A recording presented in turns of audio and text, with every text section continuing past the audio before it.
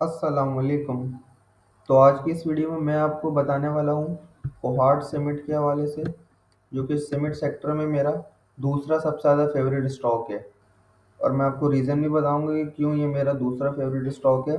पहला तो ज़ाहिर है ठट्टा सीमेंट है, दूसरा सेकंड फेवरेट मेरा कोहाट सीमेंट है। इसके करंट प्राइस देख लें तो ये करंट 366 पे ट्रेड कर रहा है। एक साल का इसका परसेंटेज वाइज रिटर्न देख लें 62% का है। एक साल पहले ये ऑलमोस्ट 20 to 25 पे ट्रेड कर रहा था। फिर इसने अपना हाई बनाया था 450 का 52 वीक्स रेंज का हाई बनाया था इसने। और आज ये 366 पर ट्रेड कर रहा है। इसका पीई रेशियो देख लें, यानी प्राइस टू अर्निंग रेशियो, वो 7.11 है।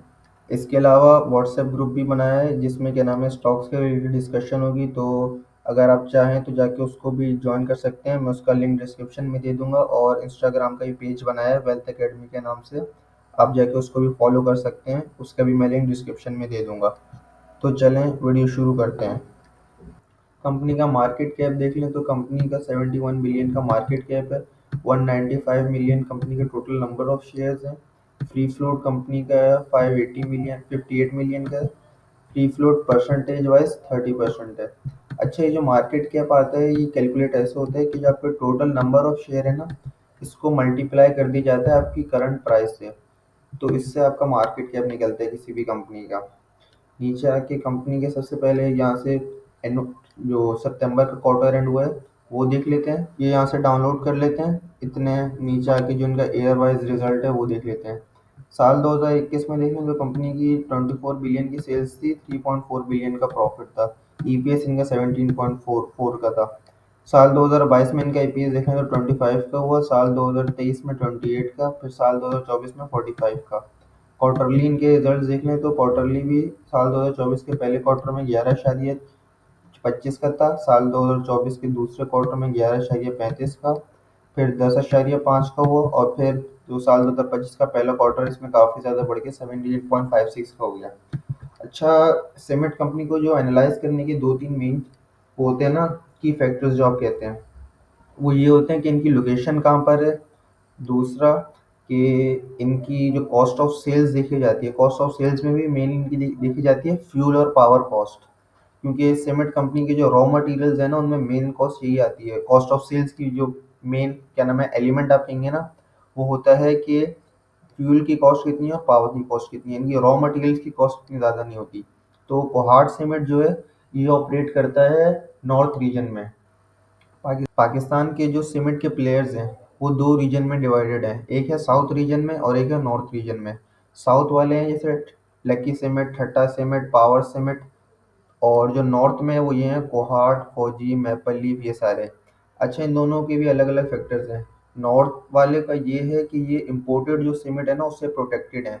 कि कल को अगर कोई सीमेंट इम्पोर्ट होता है पाकिस्तान में, तो उसको साउथ से नॉर्थ पहुंचाते पहुंचाते इतनी ज़्यादा कॉस्ट लग जाएगी कि वो क्या नाम है लोकल सीमेंट से compete नहीं कर पाएगा, क्योंकि ट्रांसपोर्टेशन कॉस्ट बहुत ज़्यादा हो जाएगी। लेकिन वहीं अगर क्या नाम है पोर्ट से सीमेंट इम्पोर्ट होता है, तो उसको साउथ रीजन के एरियाज़ में जैसे सिंध और लोअर एरियाज़ और बलूचिस्तान में सप्लाई करने में इतनी ज़्यादा कॉस्ट नहीं लगेगी। तो वो जो लोकल सीमेंट की प्राइस है ना उससे compete कर जाएगा और उसका मार्केट शेयर ले लेगा। तो नॉर्थ प्लेयर्स को ये एक एडवांटेज हासिल होता है कि जो इम्पोर्टेड सीमेंट है ना ये उससे प्रोटेक्टेड है। बाकी अब इनके फाइनेंशियल्स देख लेते हैं कि इनके फाइनेंशियल्स कैसे हैं। ये आ गई इनकी डायरेक्ट, हम आते हैं इनके डायरेक्टर्स रिपोर्ट पर। डायरेक्टर्स रिव्यू पे आके हम इंडस्ट्री सेल्स देख लेते हैं कि जो इंडस्ट्री की सेल्स है वो कितनी थी। The cement industry showed a decline of in total dispatches of 13.5% in the first quarter of 2025। तो क्या नाम है ये बता रहे हैं कि जो टोटल सीमेंट की इंडस्ट्री है ना उसमें 13.5% का डिक्लाइन है। डिक्लाइन इसलिए है क्योंकि एक तो इन्फ्लेशन ज़्यादा थी, लोगों की परचेजिंग पावर कम थी। दूसरा, कंस्ट्रक्शन एक्टिविटीज़ पाकिस्तान में कम हुई हुई थी और इंटरेस्ट रेट भी हाई था, तो लोगों ने रियल एस्टेट में पैसा लगाने के बजाय अपना पैसा बैंकों में डाला हुआ था। और गवर्नमेंट के भी एक्सपेंडिचर कम हो गए थे। पीएसडीपी का जो गवर्नमेंट का फंड होता है वो भी गवर्नमेंट ने काफ़ी ज़्यादा कट कर दिया था, जिसकी वजह से सीमेंट की डिमांड कम रही। अब नीचे आके कंपनी की फाइनेंशियल परफॉर्मेंस देख लेते हैं। कंपनी ने इस क्वार्टर में जो है कैसा परफॉर्म करा। पहले इनकी ऑपरेशनल देख लेते हैं कि कंपनी ने सीमेंट की सेल्स कितनी करी। तो लोकल सेल्स कंपनी की 7,45,000 मैट्रिक टन से कम होकर 5,79,000 मैट्रिक टन की हो गई। 22% कंपनी की लोकल सेल्स डिक्लाइन हुई है। एक्सपोर्ट सेल्स भी कंपनी की डिक्लाइन हुई है। सो 16,000 मैट्रिक टन से कम होकर 11,000 मैट्रिक टन हो गई। और टोटल सेल्स देख लें अगर वॉल्यूम वाइज तो 7,61,000 मैट्रिक टन से कम होकर 5,91,000 की हो गई। 22% का डिक्लाइन है। डिक्लाइन इनका थोड़ा ज़्यादा है एज कम्पेयर टू क्या नाम है इंडस्ट्री का, क्योंकि इंडस्ट्री का जो टोटल डिक्लाइन है वो 13% का है। कंपनी का अब देख लेते हैं कि फाइनेंशियल परफॉर्मेंस कंपनी ने फाइनेंशियली कैसा परफॉर्म करा। नेट सेल्स देख लें तो कंपनी की नेट सेल्स 11 बिलियन से कम होकर 10 बिलियन की हो गई। नेट सेल्स में 8.86% का गिरावट हुई थी। ग्रॉस प्रॉफिट हालांकि कंपनी का बढ़ा है, 3.2 बिलियन से बढ़कर 4.3 बिलियन का हो गया। अभी क्या नाम है परसेंटेज वाइज देखें तो 29% से बढ़कर 42% का हो गया। हम नीचे जाके देखेंगे भी कि ग्रॉस प्रॉफिट इनका इतना ज़्यादा क्यों बढ़ा है। बाकी ये सारी चीज़ें, इनका नेट प्रॉफिट देख लेते हैं तो नेट प्रॉफिट 2.2 बिलियन से बढ़कर 3.4 बिलियन का हो गया। और net profit after tax ratio देखें तो 20% से नेट प्रॉफिट बढ़कर 34% का हो गया। नीचे आके कंपनी के और देख लेंगे इन्होंने डायरेक्टर्स ने क्या बताया हुआ है। Greenfield cement production line in Khushab Punjab, ये एक और अपनी क्या नाम है इंक्रीज कर रहे हैं अपनी प्रोडक्शन लाइन, एक और सीमेंट का प्लांट लगा रहे हैं। तो उसका ये बता रहे हैं कि इंफ्रास्ट्रक्चर डेवलपमेंट हो गई है। और जो प्लांट और मशीनरी इंपोर्ट करनी है ना, वो जब इंपोर्ट करेंगे कि जब इकोनॉमिक आउटलुक थोड़ा अच्छा होगा, तो सीमेंट की डिमांड थोड़ी इनको ऐसा लगेगी कि ये बढ़ी है जब लाएंगे, क्योंकि अभी लाने का कोई फ़ायदा नहीं, क्योंकि सीमेंट की डिमांड अभी इतनी कम है कि जो इनका एग्जिस्टिंग प्लांट है वो ही फुलफिल कर सकता है अभी तो। और उसमें भी अभी ज़्यादा अभी स्पेयर कैपेसिटी है। Installation of solar power plant, तो ये इनका मेन क्या नाम है रीज़न है जो जिसकी वजह से इनकी ग्रॉस प्रॉफिट इतना बढ़ा है परसेंटेज वाइज। क्योंकि जो सीमेंट प्लांट की मैंने आपको पहले जैसे बताया कि जो मेन कॉस्ट है वो पावर और फ्यूल की कॉस्ट है। अगर इनकी पावर कॉस्ट क्या नाम है सोलर लगा के ये अपनी नेशनल ग्रिड से क्या नाम है बिजली कम लेंगे और खुद सोलर से ज़्यादा बनाएंगे, तो इनकी वो कॉस्ट काफ़ी ज़्यादा कम हो जाएगी। नीचे पढ़ लेते हैं इन्होंने क्या बताया। After the successful installation and commission of the 10 megawatt solar power plant, the company is setting up a further 10 megawatt solar power plant at its plant site in Kohat, for which solar panels along with other major equipment have been procured, whereas the contractor has been engaged for the installation of 6 megawatt system which shall be completed by December 2024. This solar project will further reduce the dependence on national grid, which shall not play a significant role in cost saving but is also a huge step towards a greener and sustainable Pakistan. तो इसमें ये बता रहे हैं कि इन्होंने 10 megawatt का जो सोलर पावर प्लांट पहले से लगा लिया था, और अब कंपनी प्लान कर रही है कि 10 मेगावाट का और लगाएं, क्योंकि नेशनल ग्रिड की बिजली जो है काफ़ी ज़्यादा एक्सपेंसिव पड़ गई इनको। तो जब ये और सोलर लगा रहे हैं, और इसमें ये बता रहे हैं कि जो 6 मेगावाट का सोलर प्लांट है उसके लिए सोलर पैनल्स आ गए हैं। अब बस कॉन्ट्रैक्टर ये लोग एक हायर करेंगे जिससे ये क्या नाम है वो इंस्टॉल करवाएंगे। 6 मेगावाट का भी लगा रहे हैं, 4 मेगावाट का अभी रह जाएगा उसके बाद। बाकी इसमें ये बता रहे हैं कि कंपनी के जो डायरेक्टर थे उन्होंने अप्रूव करा है बोर्ड ने कि 30 मेगावाट का कोल फायर्ड पावर प्लांट भी लगाएं कंपनी की साइट पर, जिससे कंपनी का जो नेशनल ग्रिड से बिजली ले रही है वो और क्या नाम है कम ले। नीचे आके आप कंपनी के फाइनेंशियल्स देख लेते हैं कि कंपनी के फाइनेंशियल्स कैसे हैं। ये रही कंपनी के फाइनेंशियल्स। कंपनी की सेल्स देखें तो कंपनी की सेल्स जैसे मैंने बताया 11 बिलियन से कम होकर 10 बिलियन की हो गई।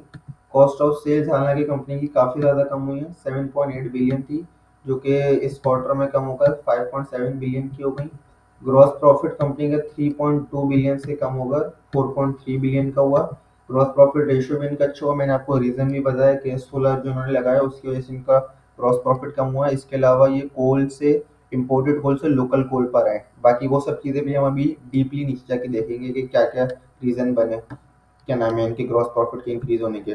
सेलिंग एंड डिस्ट्रीब्यूशन एक्सपेंस देख लें तो वो 36 मिलियन से कम बढ़कर 46 मिलियन का हो गया। Administrative and general expense 111 million से बढ़कर 180 मिलियन के हो गए। और अदर एक्सपेंसेस 245 मिलियन से बढ़कर 281 मिलियन के हो गए। सारे एक्सपेंसेस अगर देखें तो टोटल जो अदर एक्सपेंसेस हैं वो 392 मिलियन से बढ़कर 508 मिलियन के हो गए।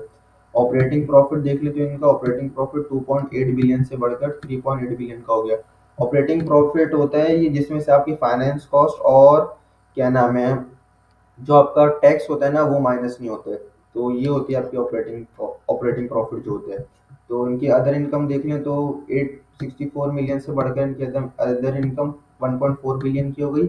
और फाइनेंस कॉस्ट इनकी 203 मिलियन से कम होकर 115 मिलियन की हो गई। फाइनेंस कॉस्ट थोड़ी सी इनकी इसलिए कम हुई है क्योंकि इंटरेस्ट रेट आहिस्ता आहिस्ता पाकिस्तान में कम हो रहे हैं, जिसकी वजह से इनको फाइनेंस कॉस्ट इनको कम देनी पड़ी है। हालांकि इनका फाइनेंस कॉस्ट का बहुत ज़्यादा इनका वो नहीं है रोल, क्योंकि इतनी ज़्यादा इनकी फाइनेंस कॉस्ट नहीं है।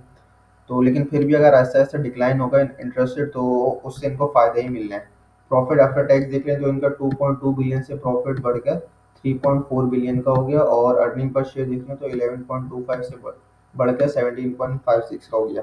अच्छा, अब हम जाके देखेंगे जो इनका कॉस्ट ऑफ सेल्स है ना, वो क्योंकि उसकी वजह से मेनली इनका ग्रॉस प्रॉफिट बढ़ा है, तो हम जाके देखेंगे कि ये जो नोट 13 में कॉस्ट ऑफ सेल्स है कंपनी ने बताया हुआ है, तो क्या रीज़न बनी कि जिसकी वजह से इनका ग्रॉस प्रॉफिट इतना बढ़ा। ये हम आ गए नोट 13 में कॉस्ट ऑफ सेल्स में। जैसे मैंने आपको बताया कि मेन कॉस्ट जो होती है वो पावर, फ्यूल एंड पावर की कॉस्ट होती है। और कोल एंड गैस जो ये कॉस्ट होती है ना, ये कंपनी की मेन होती है। बाकी सारी देख लें तो छोटी मोटी कॉस्ट है।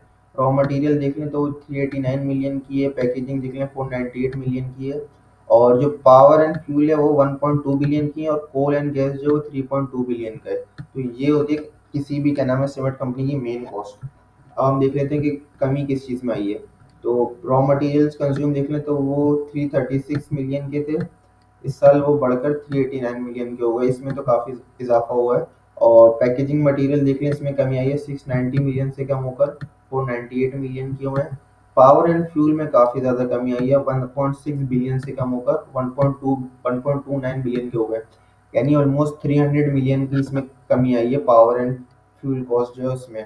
कोल एंड गैस में देख लें तो 3.6 बिलियन से कम होकर 3.2 बिलियन की हो गई है इनकी coal and power, coal and gas की जो कॉस्ट है। अच्छा, कोल की कॉस्ट इसलिए इनकी कम हुई क्योंकि ये इम्पोर्टेड कोल से लोकल कोल पर आए, जिसकी वजह से एक तो क्या नाम है जो कोल को ट्रांसपोर्टेशन की कॉस्ट है वो कम हुई है। दूसरा, जब आप किसी भी चीज़ को इम्पोर्ट करते हैं तो उस पर इम्पोर्ट ड्यूटीज़ लगती हैं, तो जिसकी वजह से वो चीज़ आपकी जो लोकल, अगर वही चीज़ आपको मिल रही है उसका ऑल्टरनेटिव, तो उससे वो महंगी हो जाती है क्योंकि इम्पोर्ट ड्यूटीज उस पर लगी होती हैं।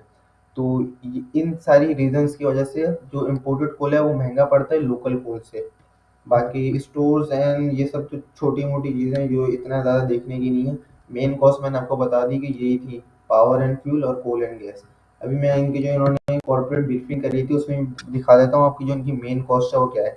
देखिए, कॉस्ट ऑफ प्रोडक्शन इन्होंने कोहार्ट सीमेंट ने बताई हुई है, इसमें पावर मिक्स देखे ना इनका, तो साल 2025 के पहले क्वार्टर में डायरेक्ट देख लेते हैं हम कितना है। तो साल 2025 के पहले क्वार्टर में इनका पावर मिक्स था वो 34%, ये लोग खुद बना रहे थे कैप्टिव जनरेशन। ये देखें ग्रीन से हाईलाइट है कैप्टिव जनरेशन। तो 34% ये खुद बना रहे थे, और 66% जो है ये उठा रहे थे क्या नाम है नेशनल ग्रिड से। ये रेड कह रहे हैं या आप ऑरेंज कह रहे हैं, उससे हाईलाइट है नेशनल ग्रिड से जो उठा रहे थे 66% साल 2024 के पहले क्वार्टर में। अब यही देख लें तो इनका जो कैप्टिव जनरेशन है ना, यानी ये खुद बना रहे हैं, अभी 66% खुद बना रहे हैं, और नेशनल ग्रिड से सिर्फ 34% ले रहे हैं। तो ये देखेंगे पूरा ये चेंज हो गया, 34% ये पहले ले रहे थे, पहले खुद बना रहे थे, अभी 34% ले रहे हैं। तो इन्होंने पूरा क्या नाम है बहुत ज़्यादा इंक्रीज करी है अपनी captive generation. Fuel and cost देख लेते हैं, तो ये देखिए इम्पोर्टेड कोल इन्होंने हाईलाइट करा हुआ है क्या नाम है ग्रीन से, और जो लोकल कोल है वो हाईलाइट करा हुआ है वो येलो से। साल 2024 के पहले क्वार्टर में जो ये इम्पोर्टेड कोल ले रहे थे वो 73% ले रहे थे, और लोकल कोल था 27%। अब देख लें तो इम्पोर्टेड कोल कम होकर 69% हो गया, और लोकल कोल कोल बढ़कर 31% हो गया।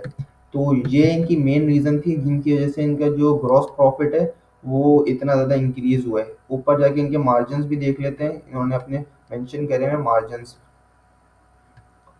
ये रहे इनके मार्जिन, ये देखिए ना जीपी मार्जिन दिया हुआ है इन्होंने, ये ग्रॉस प्रॉफिट मार्जिन है। तो ये देखिए 29% से बढ़ के इनका 42.8% हो गया है। ये रहे, और इनका नेट प्रॉफिट मार्जिन भी इसी वजह से इंक्रीज हुआ है कि ये 20% से बढ़कर 34% इसीलिए हुआ है क्योंकि जो ये दो कॉस्ट इन्होंने ये कम करी है, प्लस अब ये और भी सोलर लगा है जिसकी वजह से इनकी जो ये कॉस्ट है वो और कम होनी है। अच्छा, अब इन्होंने इनका एक क्या नाम है लेटर भी इन्होंने पीएसएक्स को भेजा था, जिसमें इन्होंने बताया कि जो इनका सोलर पावर प्रोजेक्ट है वो क्या नाम है सक्सेसफुली इंस्टॉल्ड हो गया है। 5.3 मेगावाट का इन्होंने बताया था कि इनका सोलर पावर प्लांट जो है वो लग गया है कोहाट सीमेंट पे। और ये बता रहे हैं कि 10 मेगावाट का पहले लगा था, 5.34 मेगावाट का और लग गया है। ये जो है ये नोटिस आया था 20 नवंबर को आया हुआ है, जो इन्होंने अपने क्या नाम है फाइनेंशियल्स में बताया था कि ये दिसंबर तक 6 मेगावाट का लगा लेंगे। इसमें से 5.34 मेगावाट का 20 नवंबर को ही लग गया था। तो मेरे ख्याल से तो कंपनी वन ऑफ द, मेरी तो पर्सनल फेवरेट है, सेकंड पर्सनल फेवरेट है सीमेंट सीमेंट सेक्टर में, ठट्टा सीमेंट के बाद। तो मेरे ख्याल से तो कंपनी में इन्वेस्ट करना चाहिए। दूसरा, इनके जो सेल्स हैं उसको ट्रैक करना चाहिए कि इनकी सेल्स कैसी जा रही है। और बाकी इन्होंने जैसे बताया कि अपना एक और पावर क्या नाम है सीमेंट का प्लांट लगा रहे हैं, तो उस पर भी एक नज़र होनी चाहिए कि कब ये शुरू कर रहे हैं, क्या नाम है उसकी मशीनरी कब इंपोर्ट कर रहे हैं और कब क्या नाम है उसमें प्रोडक्शन स्टार्ट हो रही है। तो ये सारी चीज़ें इसमें देखने वाली हैं। बाकी जो इनके सोलर पावर प्लांट्स लगने हैं उससे भी इनकी कॉस्ट कम होनी है। और आहिस्ता आहिस्ता अगर लोकल सीमेंट की, तो मेरे ख्याल से अभी इतनी डिमांड इंक्रीज़ नहीं होगी इस साल, अगले साल हो सकता है थोड़ी सी इंक्रीज़ हो। लेकिन ये अगर ये एक्सपोर्ट और ज़्यादा इंक्रीज़ कर लें तो उससे इनका प्रॉफिट जो है वो काफ़ी ज़्यादा बढ़ सकता है। बाकी उम्मीद है आपको हमारी वीडियो अच्छी लगी होगी, और ऐसी मज़ीद वीडियोज़ देखने के लिए चैनल को सब्सक्राइब करके वीडियो को लाइक कर दें।